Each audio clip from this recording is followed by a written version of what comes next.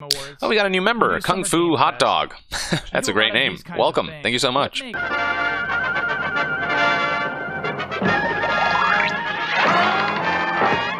Flashing through the sky, he's a go-go guy. Forget those silly opening titles, you buffoons. You're here to see me talk about Crimson Desert. You're here to see me in compromising positions where I like to make a broadcast from the bosoms of a broad. But anyway, remember when we got excited about Mind's Eye from last year because it was made by Leslie Benzies, one of the masterminds behind the GTA series of Rockstar Games?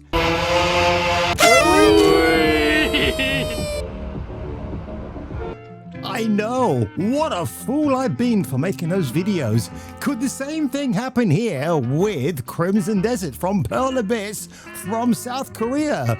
Well, that remains to be seen, you gathering Daloons. But if you have any issues or if you have any problems with this broadcast today, write to your local ombudsman. And if it's an ombudswoman, make sure she's got some incredibly big boobies like this lass right here.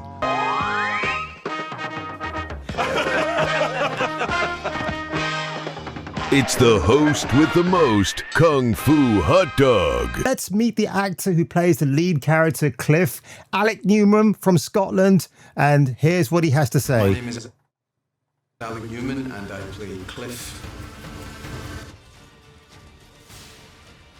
Some of my favourite moments recording for Cliff are when they just press record and let me try and match, you know, the sound for the fight sequences. Your words reek of deceit, witch! Are you alright? Aye. He's fiercely loyal, and you know he has a really strong moral compass. He knows what's right and wrong. And he's got a Is great your beard. life worth so little? I've no interest in your story. There's no denying that he's very stoic. He is a man of few words. You could be forgiven for thinking that he's kind of, you know, a closed book, but when you meet him with other characters, particularly his Greymanes, his people, you begin to see him open out as a character a little bit.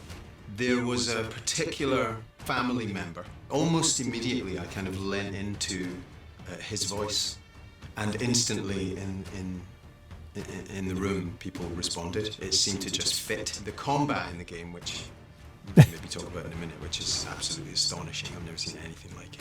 And having done some combat with broadswords and other weapons that appear in this game, there is a kind of imagination route into that element of Cliff.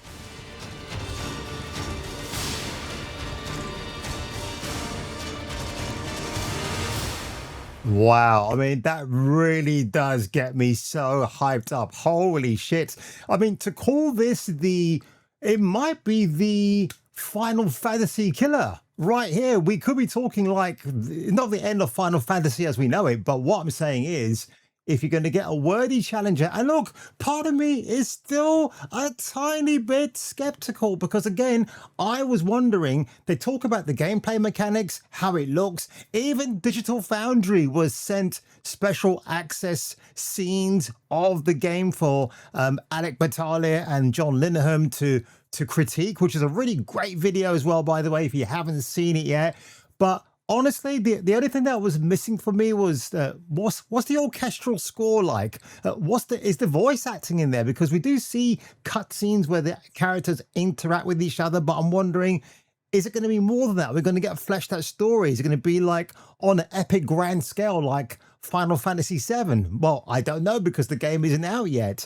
But I'm going to get into this a little bit more, folks, because I am just I'm not even cut and dry about this. I'm just genuinely really excited. This game was really fascinating me. Now, here's a guy called Mug Thief, who I've actually talked about before. He's a bit of a dubious cat, but let's hear what he has to say. That I have a lot of things to talk about, and a lot of exciting videos coming over this next He's week. using an LCT But mic, by the way, I can first tell. thing I wanted to talk about is Crimson Desert. I had the opportunity to play it for a full hour, and I come bearing the footage to show you. But before we get into a lot of the nitty-gritty of Crimson Desert, which very well might be my game of the show, just to make sure this video is interesting to you, let me give you a very basic rundown of what this open world action RPG is. The long and short of it is, what would happen if you gave a child the option to make the video game of their dreams, and they just started naming everything they liked about every video game they've ever played and Women, enjoyed. big boobies. And then they slowly And that's just the realized opening credits. that to do that, they needed infinite money. But it just so happens that they had infinite money. Well, that is Crimson Desert, a game that is so many things that I don't know if I can explain it, and I don't think the developers could either. It's just a little bit of Assassin's Creed and Batman with a little bit of Zelda, primarily Breath of the Wild. It's got a little bit of Street Fighter and Tekken, a little bit of Monster Hunter and Dark. I mean, the fact you're bringing in Batman, Arkham Asylum, and Arkham City, and Origins into the mix, I know he's not said those, but you know what he's alluding to. That combat, the going from one enemy to another, that just sounds incredible. To then use with all of these complex mechanics they've put in. Once we've made it down to the ground, we actually have an opportunity to talk about the overall presentation of the game. It looks really good, obviously, but there is a lot of other stuff about presentation to keep in mind, and that is stuff like the story and some of the characters and the voice acting. Curious. So far, it's looking like it's your more traditional high fantasy epic. There's a lot of talk about family and honor and clans and betrayal and the lands that these clans hold. So it sounds a little bit like a medieval version for Sons of Anarchy, if you think about it. All right, you got your different factions, your different motorcycle gangs, clubs out there, except in this case, obviously, they're not riding around on motorcycles. Although if that ever happens, I don't know about that. So let's keep that stum, okay? Meet the cast of Crimson Desert. And as you can see, folks, this is a cast of people I can truly get behind. And speaking of rears, maybe Rebecca Hanson, or probably even better, Emily Barber. I'm gonna guarantee you that certain outlets like Games Radar will definitely be making it vocal about where is diversity in this game. And my answer to you, Games Radar, is go F yourselves. Now, here's a big shocker, ladies and gentlemen. Paul Tassi from Forbes on the 23rd of February with this incredible article that Sony tried to lock up Crimson Desert as a one-year exclusive to their console before allowing it to be released on PC afterwards. The first thing you've got to remember is, ladies and gentlemen, this is a PC release, by no means necessary, but above all means necessary. It's got to stomp out the competition from the consoles. Remember when Cyberpunk 2077 was released and people were saying, oh, well, you know what? It's going to be good for the more modern consoles, but maybe for PlayStation 4, it's going to be like a PlayStation 2 game, which they actually proved to be correct. I've never seen a more populous open world ever, and I'm really just, how the hell are you going to get this to run on current gen hardware? I don't know. So Pearl Abyss are not messing around. Now again, if you read this article, and I'm going to show you a bit more very carefully, the reason why I highlight the PC release, because as a guy who loves AMD, because I use an AMD gaming PC, more above Intel, who I think are absolute dog shit, I recently purchased, and I'm talking about today, a Radeon RX 9060 Hellhound XT graphics card, secondhand. The thing is almost brand new. It's sapphire white, it's beautiful. I'm going to show it to you tomorrow when it arrives, and I'm going to use that to actually power up Crimson Desert. So Pearl Abyss are not mucking around. They know exactly what they're doing here, and I can't applaud them enough. Now, according to a translation of a resurfaced Pearl Abyss investor relations report, the studio said it was approached by Phony the Sonys with the pitch that they would pay to make PlayStation its publisher, and we just know the rest already. But Pearl Abyss said, F you, Sony. Rather, despite considering the offer, Pearl Abyss decided to self-publish, which is a smart move for a South Korean company. They noted that this was different from a Shift Up's similar deal with Stellar Blade, but that studio didn't have a publishing team ready to go.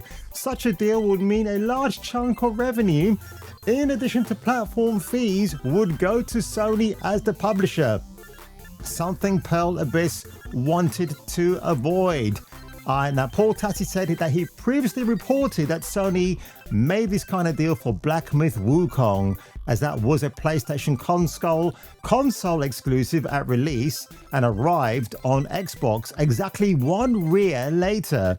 That deal was never publicly denied by either party, and Xbox did everything but confirm that was the issue, even as the studio complained about Xbox Series S capabilities. Xbox denied that was the roadblock. And I gotta say, man, this is absolutely just a win already for Pearl Abyss.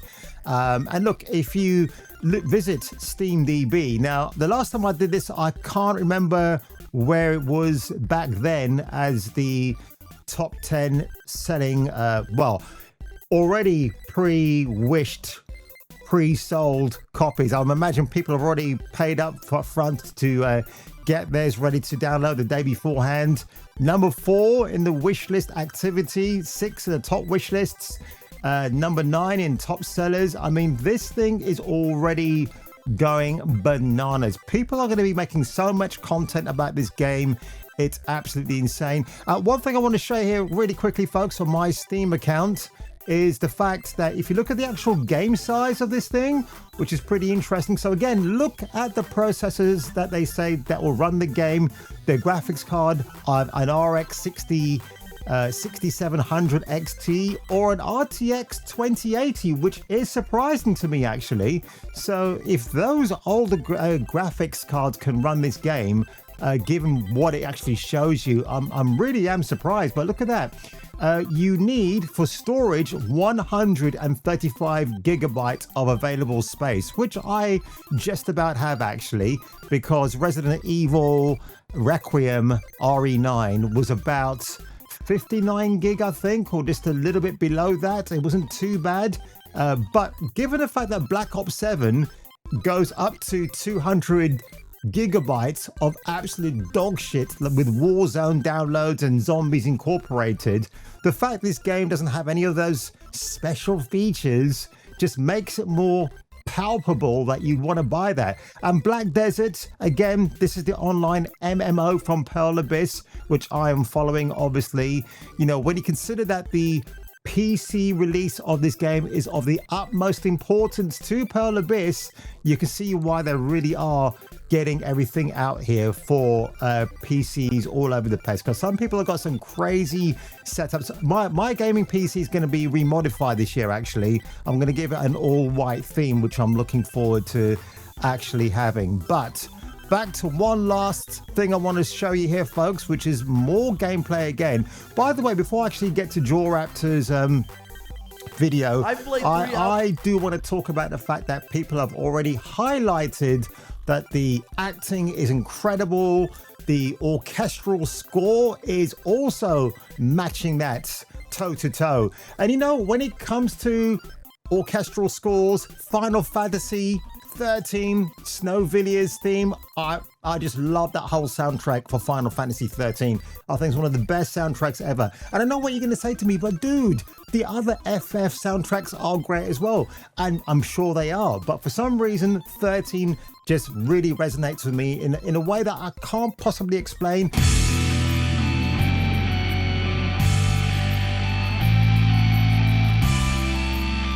So JawRaptor played 3 hours of Crimson Desert, and I'm just going to look at some of his video. What he says here, There is good and there is Hours some of bad, Crimson which is not Desert bad in actually. total since the reveal, and I got to try some pretty cool things that I've not shared with anyone yet. Like, I was You pretty naughty surprised to see that there's a way to fully zoom in and explore the world in first person. You cannot use your weapons then, but still, it's a pretty neat feature. I also love how you can pet your horse while riding it. It will just chill out for a moment. I really hope that's possible with the other mounts, like the Raptor as well. Wow, Like, that's a while cool playing this looking horse, game, by it the way. becomes What really the- clear that creativity will be rewarded. So Crimson Desert totally looks like your traditional open world experience. Very early on, we should be able to fully explore this enormous map. This is what the physical collector's edition map looks like, and during my play sessions, I could also get a grasp of the scale and the draw distance. Jesus. Is really impressive. Yeah, because apparently any way you look at on this map, you can actually go to it, which I find incredible. Like, Pearl Abyss really have thought this through. You can activate multiple times depending on your spirit to do like a triple jump and get higher up, so it's great for exploration. But also here it has many uses in combat. Swap to a new weapon mid-combo, which was very handy and also looked very cool. A big change they made from when I first played the game to my most recent session at Gamescom is that regular attacks do not consume stamina anymore. Only special combat abilities do. So previously you The had to combat constantly looks micromanage crazy, your man. It just stamina looks like as a you lot of also fun. use it to And evade plus the enemy fact that you don't actually have a difficulty level. It's not too hard, it's not too easy. It's kind of a in between, which I think is really cool. It's kind of Souls-like, but not entirely, which again, I do like the sound of that. The Pearl Abyss really want to get people invested in buying the game and having a great time playing it, which I think But is now you can commendable simply again. focus on regular attacks while your stamina builds up again in the background, so you can use that for other moves. And yeah, you've likely seen Cliff do some wrestling moves like the neck breaker. Now these cost stamina too. I love breaking in particular necks. had a lot of fun with the throw, which you can use to grab and throw enemies off high places. But yeah, one big takeaway after playing is totally that stamina is going to be important. So upgrading that with the Abyss artifacts that you get from missions, from exploring the world, and from bosses will be very important. And overall, one of the most impressive things about Crimson Desert is that it all feels like the tip of the iceberg. We now also recently learned that by analyzing NPCs and enemies, you can learn their moves. So you also have to pay attention during combat, you can learn. Kind of reminds me of Karate Kid. Ralph Macchio doing his practicing against that sunset, which is amazing. Let's have a in look. the final version of the game. The end of my Gamescom 2015 demo had a boss fight that was sadly not very fun because the enemy was extremely aggressive and would send me flying around the battlefield. So how the Crimson Desert boss fights often Well, that's the whole point of a boss fight. It shouldn't be easy. It should be a challenge. work is that the enemy is weak against some sort of move. So it can totally be that because I was thrown into this like mission that was halfway through the game that I did not know how to counter him. So in my experience, it was very hard to react. Now at one point I did figure out a sort of cheese tactic. The spin attack from the X would stun lock him in place so I could easily take care of him. There is a mechanic where when he's down you pick up one of these pillars and smack him to deal a ton of damage. That's a really cool mechanic, but apart from that, the boss fight was not that great. Some small annoying Right. So on that one, ladies and gentlemen, I thought I'd give you this nice breakdown, a nice palate cleanser for Crimson Desert. I think if you got a gaming PC like me, you're going to be clearing that hard drive out, getting ready for this. I mean, again, Resident Evil 9, which I'm still playing through at the moment, you know, when you put that aside, this is what everybody is looking forward to.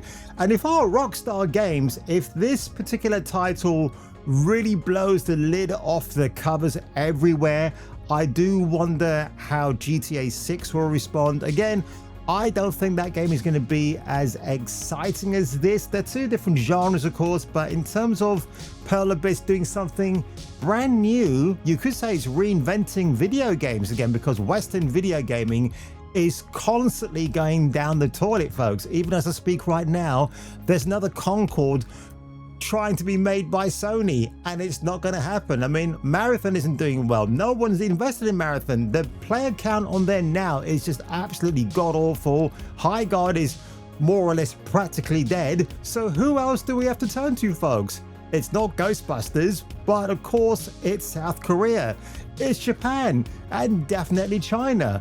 Those are the places I'd want to visit in real life because I know I can go there and come back intact in one piece, if you know what I mean. But on that one, folks, if you were me and if I were you, I'll catch you catching me for the return of the next video. Whatever you do, numbnuts, don't search for this term on Google.